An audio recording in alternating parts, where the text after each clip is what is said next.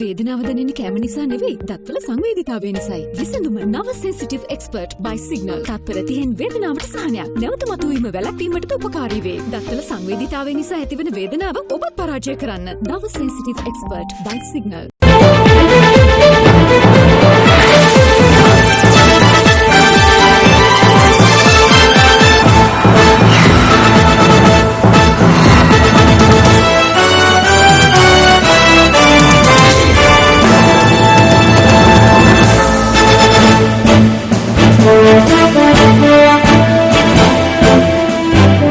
ආයුබෝවන් සියලු සමීක්ෂණ වාර්තා නැවත නැවතත් තහවුරු කළ ශ්‍රී ලංකාවේ අංක 1 ප්‍රවෘත්ති ප්‍රකාශය. පැත්ත ගියත් ඇත්ත කියන හිරු රාත්‍රී 9:55 ප්‍රධාන ප්‍රවෘත්ති ප්‍රකාශය සමගින් මම සමීර බණ්ඩාර කපුකොටුව. මම ශශිකලා කඳුබඩ ආරච්චි. ප්‍රථම නවදානය ප්‍රධාන ප්‍රවෘත්ති සිරස්තල වෙත.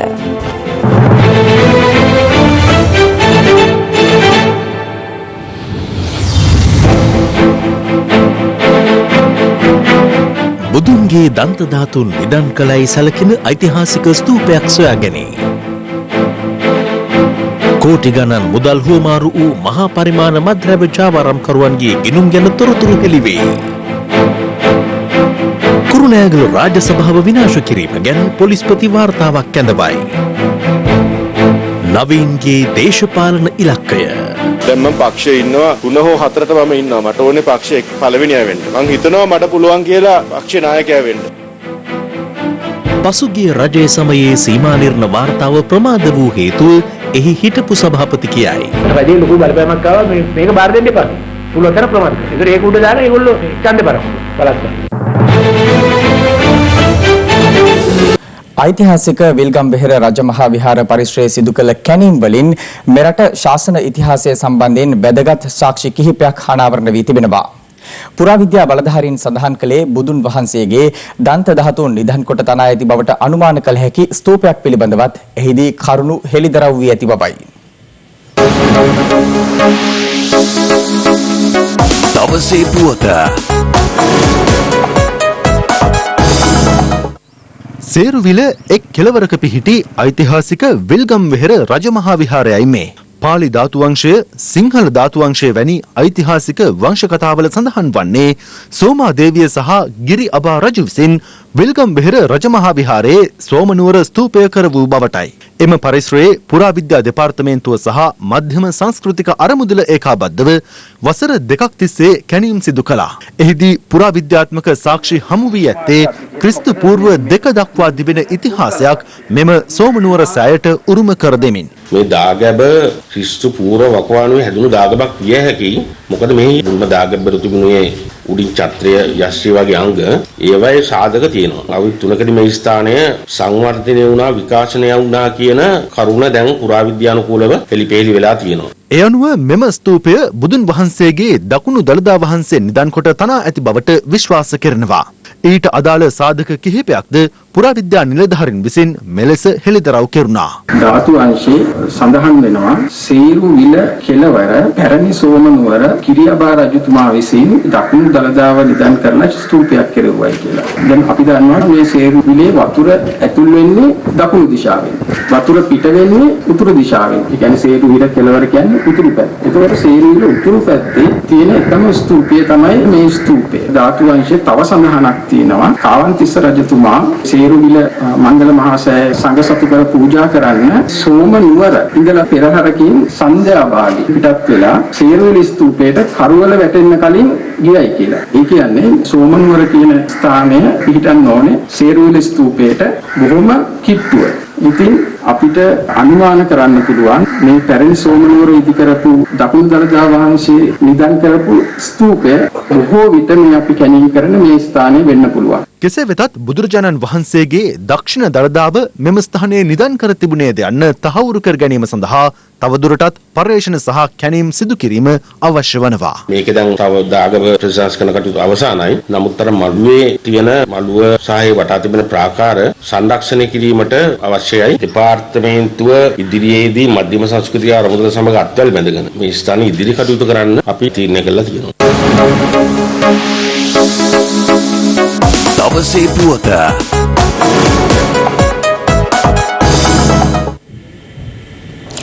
දෙවන බුවනකබාහු රජුගේ රාජසභා මණ්ඩපයේ ඩෝසර් කර කඩා දැමීම සම්බන්ධව පුළුල් විමර්ශනයක් සිදුකොට සතියක් තුළ වාර්තාවක් ලබා දෙන ලෙස වැඩබලන පොලිස්පතිවරයා විසින් කුරුණෑගල ජ්‍යෙෂ්ඨ පොලිස් අධිකාරීවරයාට නියෝග කර තිබෙනවා. පොලිස් මාධ්‍ය ප්‍රකාශක ජ්‍යෙෂ්ඨ පොලිස් අධිකාරී ජාලිය සේනාරත්න මහතා පැවසුවේ මෙම සිදුවීම සම්බන්ධව මාර්ග සංවර්ධන අධිකාරියට සහ නාගරික සංවර්ධන අධිකාරියට එරෙහිව පොලිසිය විසින් කුරුණෑගල මහේස්ත්‍රාත් අධිකරණයට කරුණු වාර්තා කර ඇති බවයි. 13 වන සියවසට අයත් කුරුණෑගල රාජධානී සමයේ පැවති පුරාවිද්‍යා වටිනාකමකින් යුත් ගොඩනැගිල්ල මෙලෙස ඩෝසර් කර විනාශ කර තිබුණේ පසුගිය 15 වෙනිදායි. එම සිදුවීම පිළිබඳව සොයා බැලීම සඳහා අග්‍රාමාත්‍ය මහින්ද රාජපක්ෂ මහතාගේ උපදෙස් පරිදි පුරාවිද්‍යා දෙපාර්තමේන්තුවේ මැදිහත් වීමෙන් විශේෂ කමිටුවක් පත් කළා. එම කමිටුව ඊයේ කුරුණෑගලට පැමිණ විනාශයට ලක් වූ ඉපැරණි ගොඩනැගිල්ල නිරීක්ෂණය කළ අතර ඊට අදාළ වාර්තාව අග්‍රාමාත්‍යවරයා වෙත හෙට ලබා දීමට නියමිතයි.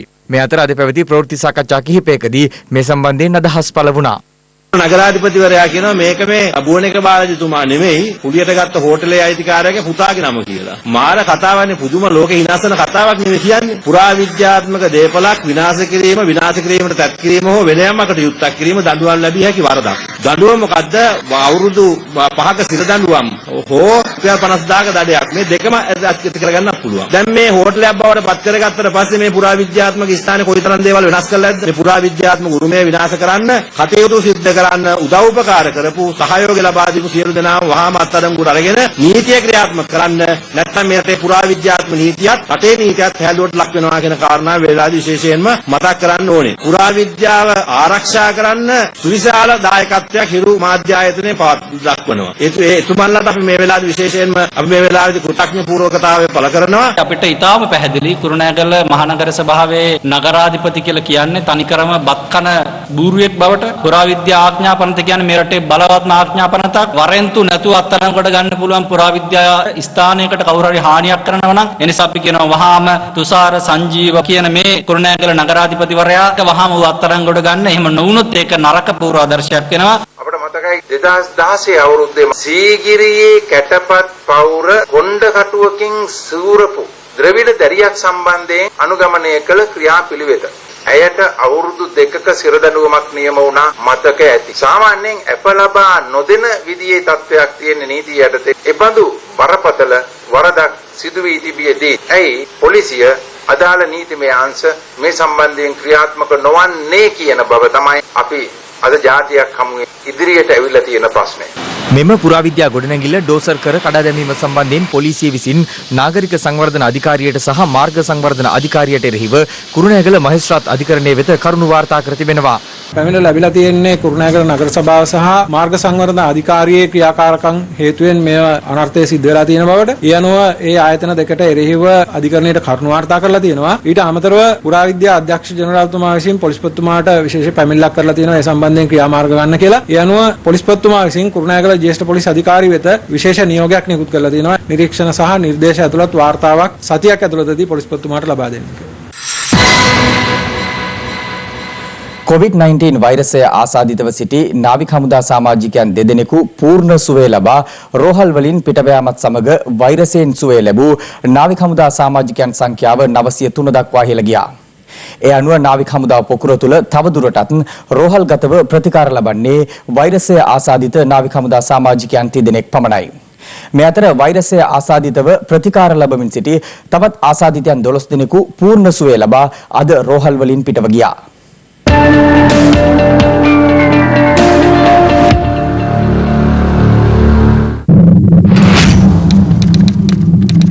නව COVID-19 ආසාදිතයන් 11 දෙනෙකු අද වාර්තා වුණා. ඔවුන් අතරින් දෙදෙනෙක් එක්සත් අරාබි එමිරාජ්‍යයේ සිට මෙරටට පැමිණි පුද්ගලයන් වනවා. තවත් දෙදෙනෙකු ඉන්දියාවේ සිට මෙරටට පැමිණි පුද්ගලයන් වන අතර අනෙක් දෙදෙනා කටාර් සිට මෙරටට පැමිණි පුද්ගලයන් බව රාජ්‍ය ප්‍රවෘත්ති දෙපාර්තමේන්තුව නිවේදනය කළා.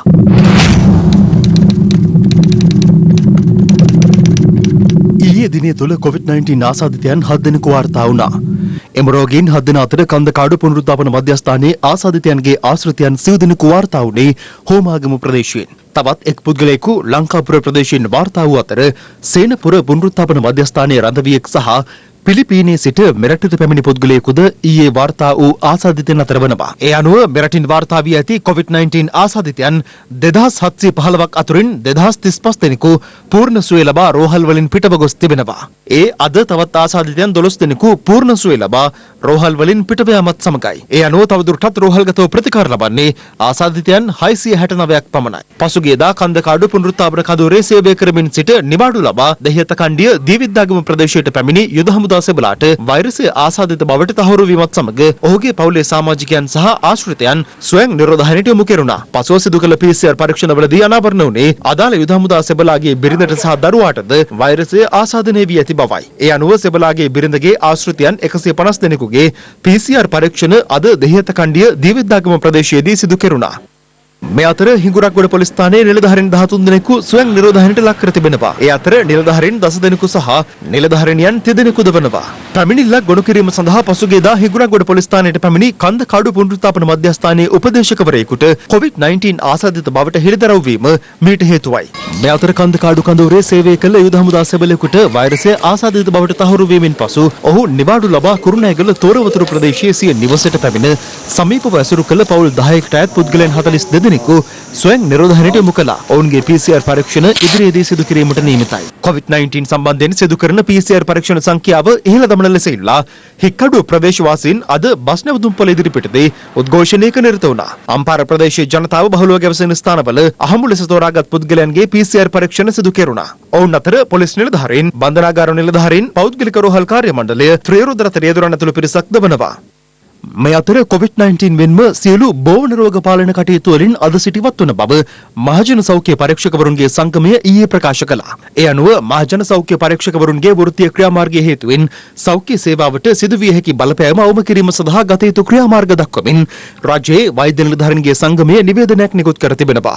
සෞඛ්‍ය වෛද්‍ය නිලධාරීන් විසින් සිදු කරනු ලබන සේවාවන් වඩාත් කාර්යක්ෂම ලෙස ඉටු කිරීම සඳහා වන සියලු පහසුකම් ඒ අය වෙත ලබා දීම අවශ්‍යතාවක් ඇති සෞඛ්‍ය වෛද්‍ය නිලධාරී කොට්ටාශවලට වෛද්‍යවරුන් වැඩිපුර අනියුක්ත කිරීම, COVID-19 රෝග පාලනය සඳහා සෞඛ්‍ය වෛද්‍ය නිලධාරීන්ට අමතරව අවශ්‍ය වන මානව සම්පත් උදෙසා විකල්පයන් හඳුනාගෙන ඒ අය සෞඛ්‍ය වෛද්‍ය නිලධාරීවරුන්ගේ ඍජු අධීක්ෂණය සහ තාක්ෂණික උපදෙස් මත වහාම සේවයේ යෙදවීම යන කරුණු ක්‍රියාත්මක කිරීම යෝග්‍ය බව රජයේ වෛද්‍ය නිලධාරීන්ගේ සංගමය නිකුත් කළ නිවේදනයේ දැක්වෙනවා. කොවිඩ් මර්ධනය ජාතික වශයෙන් කොච්චර වැදගත් වෙනවද කියන කාරණය සැලකිල්ලට අරගෙන මේ තත්ත්වය කළමනාකරණය කිරීම සඳහා සෞඛ්‍ය අමාත්‍යාංශයට සහ රජයට සංගමයක් ලෙස අපිට දෙන්න පුළුවන් උපරිම සහයෝගය දෙන්න තීරණය කළා තියෙනවා. විශේෂයෙන්ම සෞඛ්‍ය වෛද්‍ය නිලධාරීවරු දිවයින පුරා ඉන්න අය මේ වෙනකොට අපිට ආමන්ත්‍රණය කරලා තියෙනවා. අපිට යම් යම් තත්ත්වයන් යටතේ වුණත් ප්‍රශස්ත ලෙස කොවිඩ් මර්ධන කාර්ය බිම් මට්ටමේ ඉෂ්ට කරන්න පුළුවන් කියන විශ්වාසය අපි තුල තියෙනවා.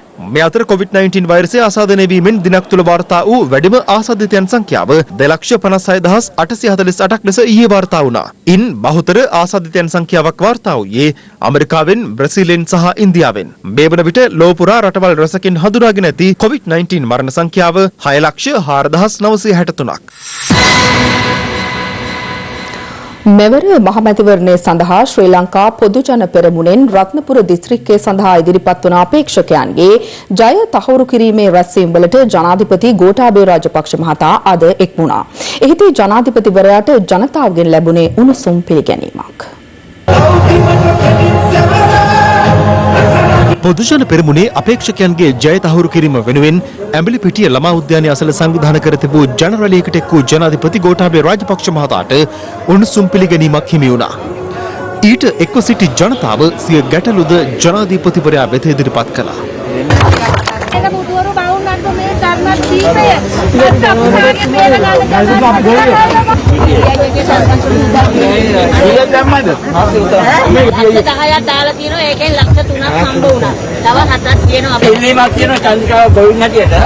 අපිට මේ නොමිනේ පොර නැතුව රුපියල් 10,000කට විවෘත වෙන්න පුළුවන් මොහොර ලබා ගැනීම. අනිත් එක ටීවී එකට කියන්නේ හරි කාරණේ මේ අපිට යහපාන ආණ්ඩුවෙන් අපේ මැනික් ගැනීම නැති කෙරුවා. ඒක දීලා තියෙනවා. ජනාධිපති ලොකු මහා පරිමාණයේ දක්වා දාලා නෑ අතික පාට. එතකොට මේ ලයිසන්ස් ඒවා ඔක්කොම අපි හත් කරනවා. ඇඹිලිපිටිය මහජන ක්‍රීඩාංගණයේ සංවිධානය කර තිබූ ජන රැළියට සහභාගී වූ ගෝඨාභය රාජපක්ෂ මහතාට එහිදී රැකියා ඇතුළු ශේෂ්ත්‍ර කිහිපයක් සම්බන්ධයෙන් ගැටලු ඉදිරිපත් කෙරුණා. තාක්ෂණ වේදී කීප දෙනෙක් ඉන්නවා රැකියා ලැබිලා නැහැ. අනිත් උපාධිධාරී කීප දෙනෙක් ඉන්නවා රැකියා ලැබිලා නැහැ.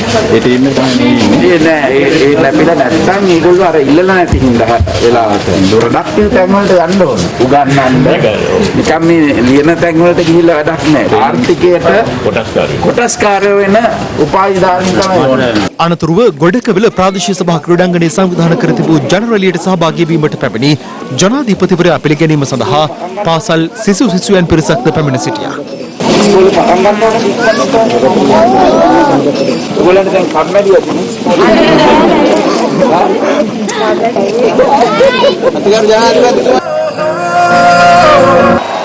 අපේ ජනාධිපතිතුමාට සල්දාරින් පත්වීම අපි හන්දි කරලා දාට පහුවෙන්දම දෙනවා. අත්පාර ආසන තනි කරනද ඔබතුමා මුල්කේ මෙතන දිනවන්න අප කරන්න කියලා ඉල්ල මෙසේජ් කරනවා. මම නෙමෙයි ඔයගොල්ලෝ දිනහන්න. දැන් ඉස්සෙල්ලා ගම්මිරිස් වලට මහින්ද රාජපක්ෂ ආණ්ඩුපතිතුමා කාලේ හොඳ ඊට පස්සේ පිටරටින් ගෙන්නලා ප්‍රතිඅපනයනය කිරීම නිසා අපේ මාකට් එක කඩා වෙනවා. දැන් ඉන්දියාවෙන් තමයි අපි ගොඩක් ගම්මිරිස් ගත්තේ. ඒගොල්ලෝ කෝටා එකට ගන්න.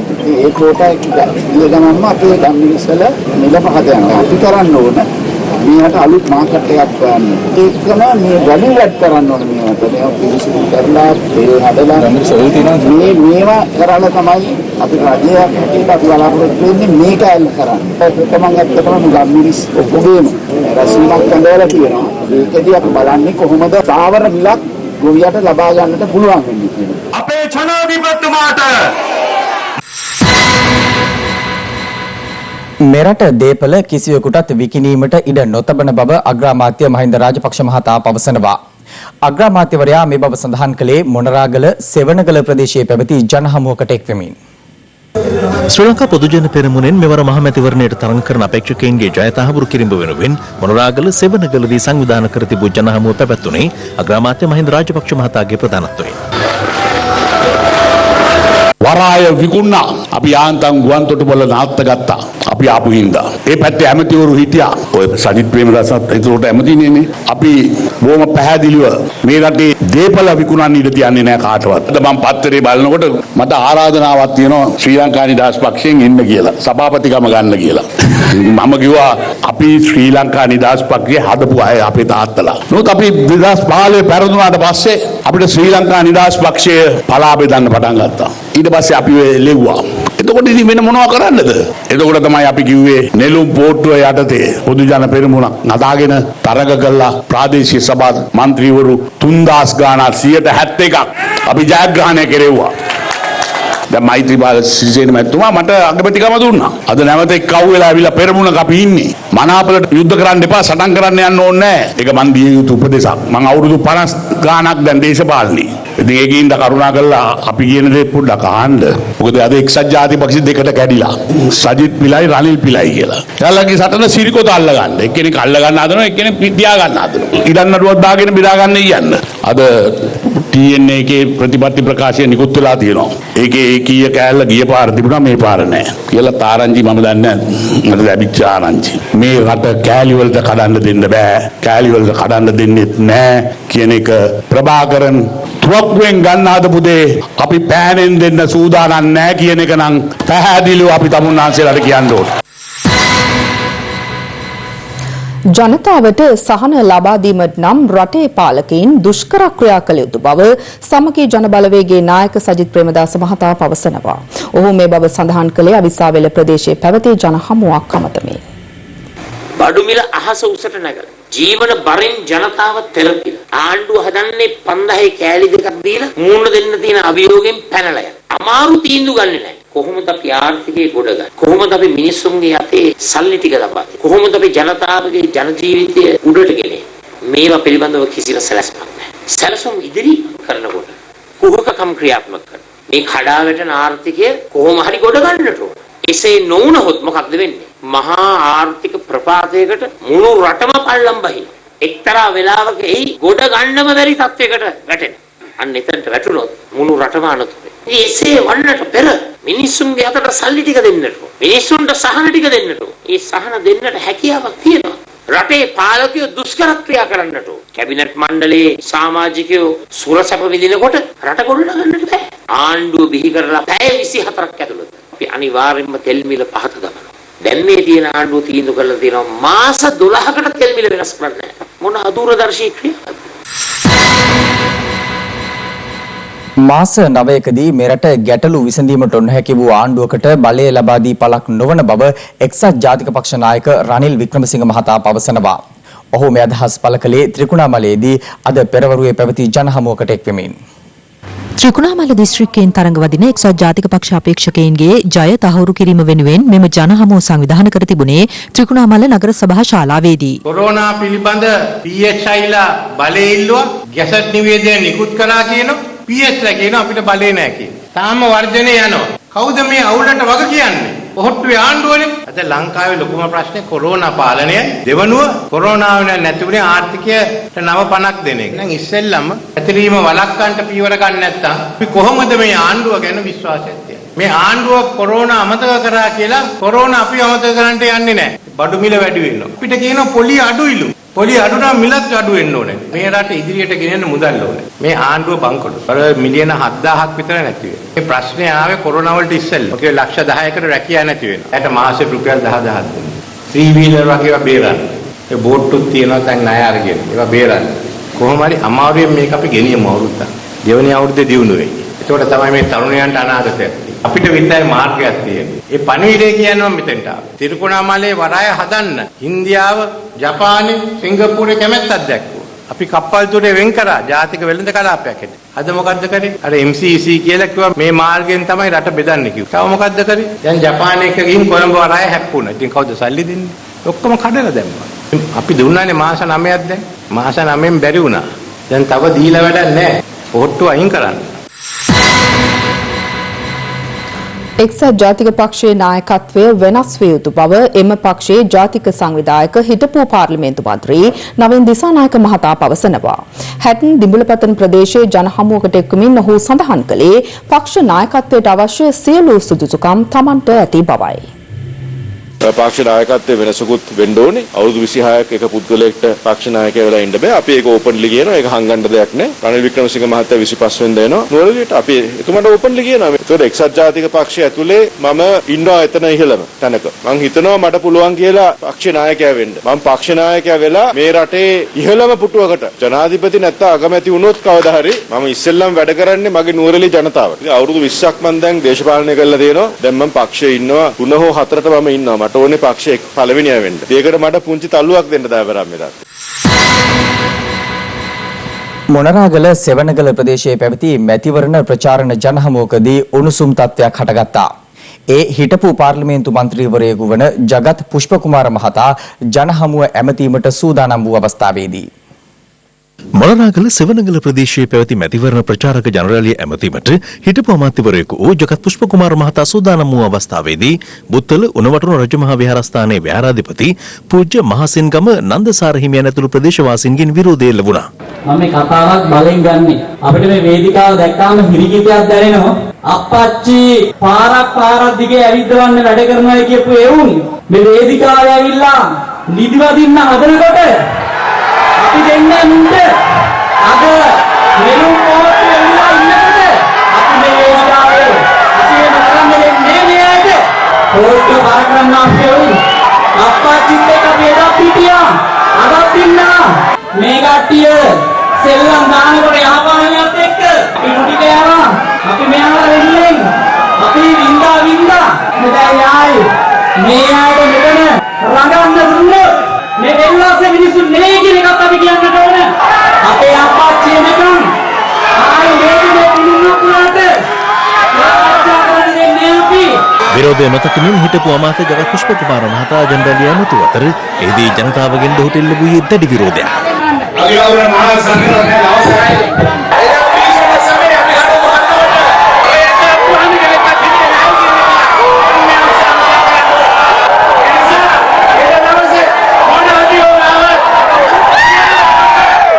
ඇතිවූ උණුසුම් තත්ත්වය පාලනය කිරීමට එම ස්ථානයේ සිටි සෙසු දේශපාලන නියෝජිතයින් එක්ව කටයුතු කළා.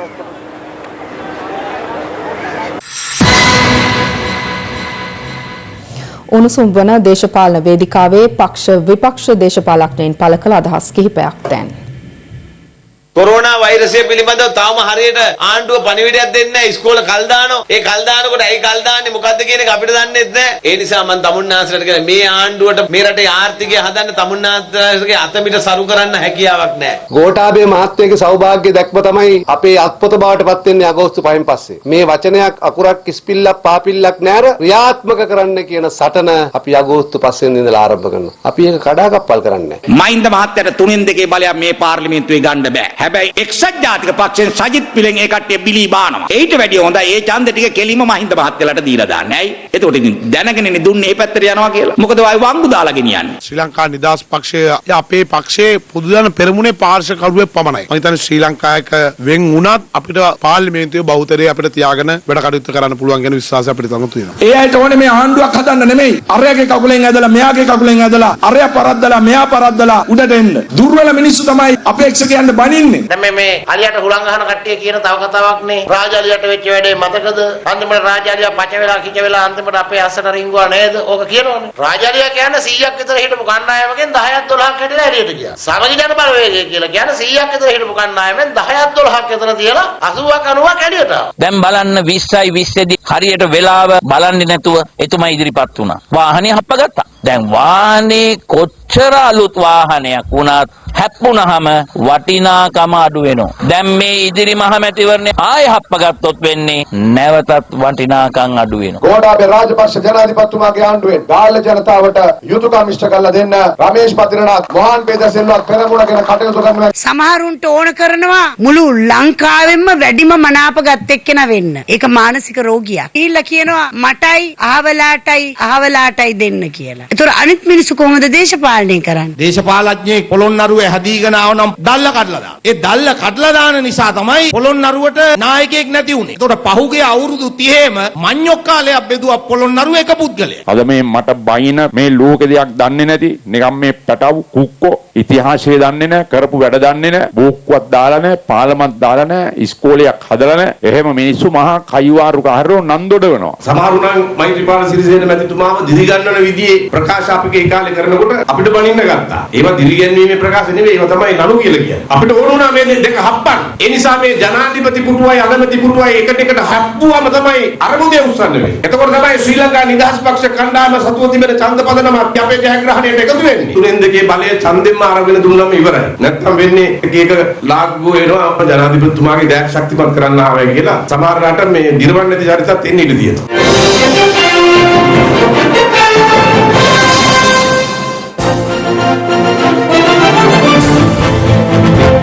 පක්ෂ කාර්යාලයට ගල් ගැසීම.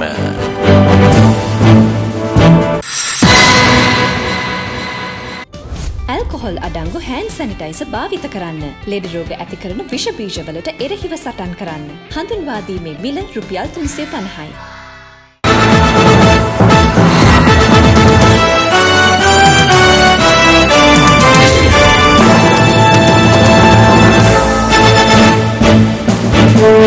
අද හාට් ටොක් විශේෂාංගය තුලින් ඍජුවම ප්‍රශ්න කෙරෙන්නේ ශ්‍රී ලංකා නිදහස් පක්ෂයේ මහලේකම් හිටපු පාර්ලිමේන්තු මන්ත්‍රී දයාසිරි ජයසේකරගෙන්.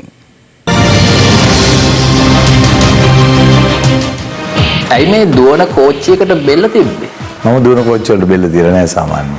දැන් ප්‍රසන්න රණතුංග කියන්නේ පොහොට්ටුවේ කැඳවුම් කරු ප්‍රබලයෙක්. ඉතින් ඔහු ඔහොම විවේචනය කරනවා කියන්නේ ඔබ දුවන කෝච්චියකට බෙල්ල තියනවා වගේ වැඩක් නේ. මහලේකම් විදියට මගේ පක්ෂයට ගහනකොට මගේ නායකයාට ගහනකොට මම ඒක බේරන්නේ නැත්නම් වෙන කවුරුත් ඒක බේරන්නේ නැහැ. ඒ නිසා තමයි මම ඒක අතර ගත්තේ. දැන් පොහොට්ටුවෙන් ඡන්ද ඉල්ලනවා නම් ඒගොල්ලෝ කියන විදිහට ඉන්න ඕනේ නේද? නෑ නෑ එහෙම ඉන්න මේකක් නෑ. ශ්‍රී ලංකා නිදහස් පක්ෂයෙන් මම ඉල්ලන්නේ මේ පාරදීම තේරෙනවා නම් පළමුව ශ්‍රී ලංකා නිදහස් පක්ෂයේ අපේක්ෂකයට ඔබගේ සහයෝගය දෙන්න. ඊළඟට පොජන පෙරමුණේ අපේක්ෂකයට සහයෝගය දෙන්න. ගෑවුන කෙනෙකුටවත් ඡන්ද දෙන්න එපයි කියලා කාටවත් කියන්නේ නෑ. මේ සැරේත් පාර්ලිමේන්තුවට ගිහිල්ලා ඔබ පණීවි ඉතින් කොහොමද විශ්වාස කරන්න කියලා ඔහු අහනවා. ඔය කියන කට්ටිය ශ්‍රී ලංකා නිදහස් පක්ෂයේ മന്ത്രിකම අරගෙන පැන්නේ නැද්ද පොජන පෙරමුණට? මම මගේ മന്ത്രി ධුරේ තියලා ආපු කෙනෙක්. ඇයි අර ගාල්ලේ මුතුවැට්ටිගම මන්ත්‍රීවරයාට මේ සැරේ ඡන්ද ඉල්ලන්න අවස්ථාව නොදී ශාන් විජේලාල් මහත්මයාට දුන්නේ පක්ෂය? ගාල්ලෙන් දෙකක් අපිට දෙන්න තිබුණා. නමුත් දෙකක් දුන්නේ නැහැ. ඒ වැරද්ද කරලා අවසානයේ මුතුවැට්ටිගම මහත්තයාට අස්සම් කරන්න දෙන්න බෑ කිව්වා. ඒක නිසා තමයි ශාන් විජේලාල් මහත්මයාව දැම්මේ. ඔව් අහන්නේ മന്ത്രി වෙලා ඉඳලත් ඇයි මට හම්බුන්නේ නැත්තේ? ඒක අහගන්න ඕනේ. එයා දැන් ගිහිල්ලා ඉන්න ප්‍රයෝජන පෙරමුණේම නායකයින්ගෙන් තමයි. පක්ෂයට බයිනකොට ඔබ නම් කට ඇරිය. හැබැයි මහින්ද අමරවීර මහත්මයා, දුමින්ද දිසානායක මහත්මයා ඒ ගැන කතාවක්වත් කළේ නෑනේ. නෑ නේ. ඒගොල්ලෝ ඕනලාට කට ඇරියා. ඔබ ගිය සැරේ නම් දෙක වුණා කුරුණෑගලි. මේ සැරේ කීය වෙන්නද හිතන් ඉන්නේ? ඒක ජනතාව තීරණය කරයි. නිදහස් පක්ෂ මන්ත්‍රීවරු කී දෙනෙක් මේ සැරේ පාර්ලිමේන්තුවට යවන්නද හිතන් ඉන්නේ? 16න් 18ක් ඇතුළත UMP විනාශ කරලා රනිල් වික්‍රමසිංහ මහත්තයාත්, නිදහස් පක්ෂය විනාශ කරලා මෛත්‍රීපාල සිරිසේන මහත්මයාත් ඉතිහාසගත වුණා නේද? මෛත්‍රීපාල සිරිසේන මහත්මයාට දෙනකොට කොටසක් මහින්ද රාජපක්ෂ මහත්මයාත් එක්ක කඩාගෙන ගියා. එතනින් තමයි පක්ෂ විනාශ වුනේ. දැන් උදාහරණයක් ගත්තොත් එක්සත් ජාතික පක්ෂය කඩන් ගිය සජිත් ප්‍රේමදාස මහත්තයා කියනවා නම් හරි දේ තමන් කරේ කියලා. මම කියන එක වැරදි කියලා. මොකද හේතුව ඔහු තමයි පක්ෂ විනාශ කරේ. දැන් සිරිසේන මහත්මයා කියනවා මේ ඡන්දෙන් පස්සේ පක්ෂ සභාපතිකම අතාරිනවා කියලා. දැන් නේද ඒක තුමා කොහේ හරි කියලා දුන්නා මම දැක්කා. ඔව් කියලා තිබ්බ තරුණ නායකයෙක්ට දෙනවා කියලා. අය විනාවෙන්නේ. ඒ තරුණ නායකයා ඔබද? නෑ තරුණ නායකයෝ ගන්නව කින්නන්නේ පක්ෂේ. කවදා හරි නිදහස් පක්ෂ නායකයා දයාසිරි ජයසේකර වුණොත් ඒකටත් අපි පුදුම වෙන්න ඕනේ නෑ නේද? නේද ඒක පුදුම වෙන්න සමහර පුදුම වෙන්නේ සමහර පුදුම වෙන්නේ නැති මට හදිස්සියක් නෑ. ඔබේ ටාගට් එක නැද රටේ නායකයා වෙන්න? ඔව් ඒක මගේ තියෙනවා ඒක අනිවාර්යෙන්. ඉතින් මම දැන් ටාගට්ස් කීපයකට ගිහිල්ලා තියෙන්නේ. මේක මැරතන් එකක්. දේශපාලන කියන්නේ 100 මීටර්ස් නෙමෙයි. අපේ සයිඩ් ප්‍රදාස මාත්‍යා 100 මීටර්ස් ගහන්න ගිහිල්ලා තමයි වැඩේ ආගත්තේ.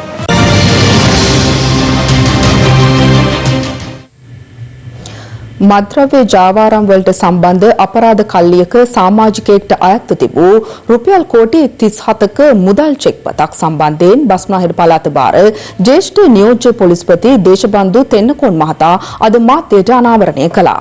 ඒ අද පස්වරුවේ පොලිස් මූලස්ථානයේ පැවති විශේෂ ප්‍රවෘත්ති සාකච්ඡාවකට එක්වෙමින් සංවිධානාත්මක අපරාධ කල්ලි 25ක් බස්නාහිර පළාත තුල ක්‍රියාත්මක වෙන බව බුද්ධිතොරතුරු මගින් අපි අනාවරණය කරගෙන තියෙනවා. ක්‍රියාකාරී සමාජිකයෝ 388ක් අපි මේ විදිහට අඳුරගෙන තියෙනවා. දැන්ට විදේශ රටවල රැඳී සිට දරුණු ගණයේ අපරාධ කරුවන් ඔවුන් මෙරට ගෙන්වා ගැනීම සඳහා මෙරට අධිකරණ වලින් වරන්තු ලබා ගැනීම සඳහා ස්ථානාධිපතිවරුන්ට මාසක කාලයක් ලබා දීලා තියෙනවා. සංවිධානාත්මක අපරාධ කරුවෙක් දැන්ට බූස බන්ධනාගාරයේ සිට ඔහුගේ සහචරයන් යොදාගෙන කරන ලද කොළඹ සහ දකුණු පළාත සම්බන්ධ කරගත් දැවැන්ත මද්‍රව්‍ය ජාලයක් අපි අඳුරගෙන තියෙනවා. ඒ ජාලය තුල සපුගස්කන්ධ ප්‍රදේශයේ නිවසක් ඔවුන් මිලදී අරගෙන ඒ ස්ථානයේ තමයි ඒගොල්ලන්ගේ මේ ජාලයට අදාළ මුදල් ගණනය කිරීම සඳහා යොදාගෙන තියෙන්නේ. ඒ සැකකරුගේ බිරිඳ පොලිසියට ලබා දීලා තියෙන ප්‍රකාශය අනුව රාත්‍රී කාලයේදී ආරම්භ කරපුවාම මධ්‍යම රාත්‍රිය වෙනකම් මුදල් ගණන් කිරීම අවසන් වෙන්නේ නැහැ. ඒ තරමට විශාල මුදල් ප්‍රමාණයක් එම ස්ථානයේ ගණනය කරලා ටයිල් චමින්ද කියලා පුද්ගලෙක් මෙන්නෝඩි ප්‍රදේශයේ අත්අඩංගුවට ගත්තා. ඔහුගේ නමින් බැංකුවක පවත්වාගෙන ගිය ගිණුම් වල කෝටියක චෙක් පතක් ලියපු එකක් මේ තියෙන්නේ. ලක්ෂ 80, ලක්ෂ 75, ලක්ෂ 50 වගේ මුදල් ලියලා තියෙන්නේ.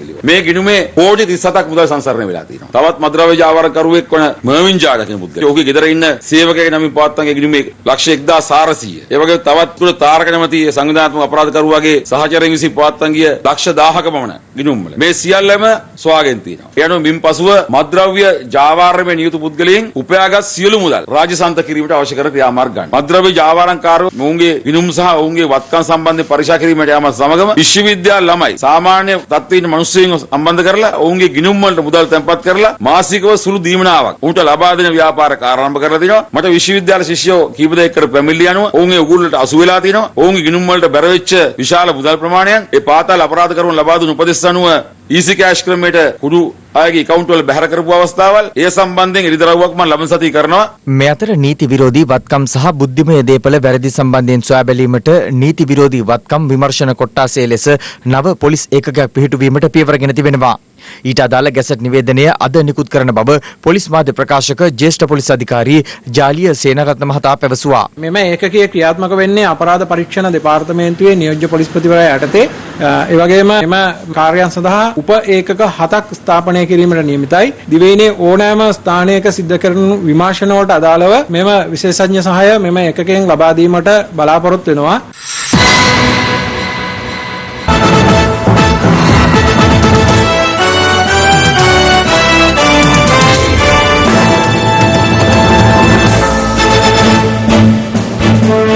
තවත් පුවත් කිහිපයක් සමගින් දැන් රටවටා හිරෝ. රටවටා හිරෝ පළාත් පාලන ආයතන සීමා නිර්ණය කමිටුවේ වාර්තාව ප්‍රමාද කරන ලෙස තමන්ට පසුගිය ආණ්ඩුවේ ඇතමුන්ගෙන් බලපෑම් එල්ල වූ බව සීමා නිර්ණය කමිටුවේ හිටපු සභාපති අශෝක පීරිස් මහතා මහනුවර පැවති ප්‍රවෘත්ති සාකච්ඡාවකදී ප්‍රකාශ කළා. රජයේ ලොකු බලපෑමක් ආවා මේක බාර දෙන්න එපා. පුළුවන් තරම් ප්‍රමාද. ඒක උඩ දාලා ඒගොල්ලෝ ඡන්ද පරව. රඹුක්කන කුරුණෑගල මාර්ගයේ වැලිගමුව ප්‍රදේශයේදී අපරීක්ෂාකාරී ලෙස දහවනය කළ යතුරුපැදියක් බස් රථයක ගැටී සිදු අනතුරකින් යතුරුපැදිකරු ජීවිතක්ෂයට පත්ව ඇති අතර අනතුර සිදුවන ආකාරය අසල තිබූ CCTV කැමරාවක මෙලෙස සටහන්ව තිබුණා.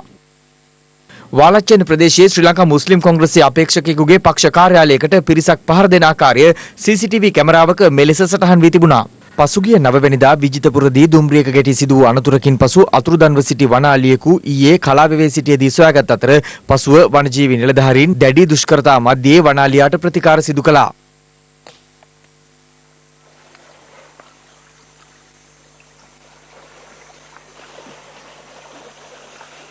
රට වටා හිරු හිරු රාත්‍රී 9:55 ප්‍රධාන ප්‍රවෘත්ති ප්‍රකාශය මිනිමාවට පත් වෙනවා. පැත්ත නොගත් ඇත්ත දැනගැනීමේ අයිතිය තවදුරටත් තහවුරු කර ගන්නට තිරේ දිස්වන පරිදි හිරු SMS ප්‍රවෘත්ති සේවාව ඔබේ ජංගම දුරකථන ජාලයට අනුව සක්‍රිය කර ගන්න. අපි යලි හමුවන්නේ හෙට 11:55 මධ්‍යහන ප්‍රවෘත්ති සමගින්. සුබ රාත්‍රියක්.